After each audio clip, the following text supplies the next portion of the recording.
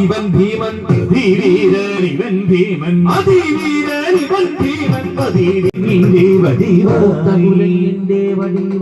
കുലങ്ങിന്റെ വടിവായി അനങ്ങാതങ്ങൊരു മൂത്ത കുരങ്ങ്. ഹലോ, ഇന്നത്തെ വീഡിയോ ഓട്ടംതുള്ളലിനെ കുറിച്ചാണ് കേട്ടോ.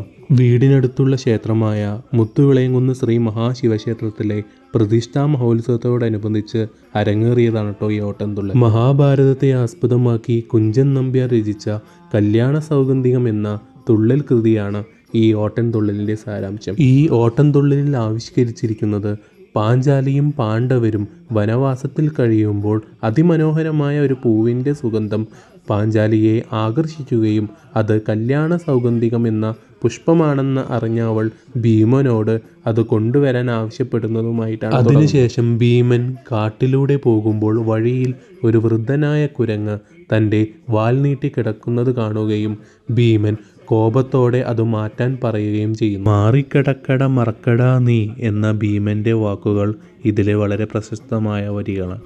എന്നാൽ കുരങ്ങ് എനിക്ക് ബലം കുറവാണ്, നീ തന്നെയാണ് മാറ്റേണ്ടത് എന്ന് പറഞ്ഞ് ഭീമൻ വാലുയർത്താൻ ശ്രമിക്കുന്നു.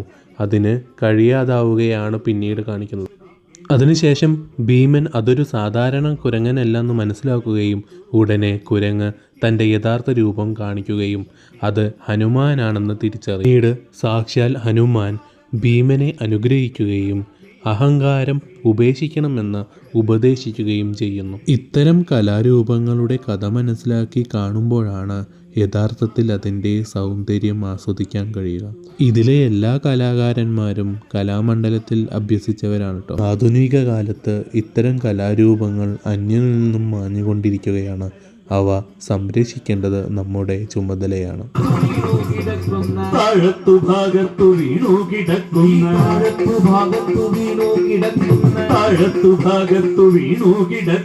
വാഴപ്പഴം താഴത്തുഭാഗത്തു വീണു കിടക്കുന്ന വാഴപ്പഴം കൊണ്ടുമൂടി മഹീതലം വാഴപ്പഴം കൊണ്ടുമൂടി മഹീതലം വാഴപ്പഴം കൊണ്ടുമൂടി മഹീതലം താഴത്തുഭാഗത്തു വീണു കിടക്കുന്ന ഭീമണി തന്റെ മതിമൂഹിമണി തന്റെ മതിമൂഹിമണി തന്റെ മതിമൂഹിമണി തന്റെ മതിമൂഹിമണി തന്റെ അതിമോദം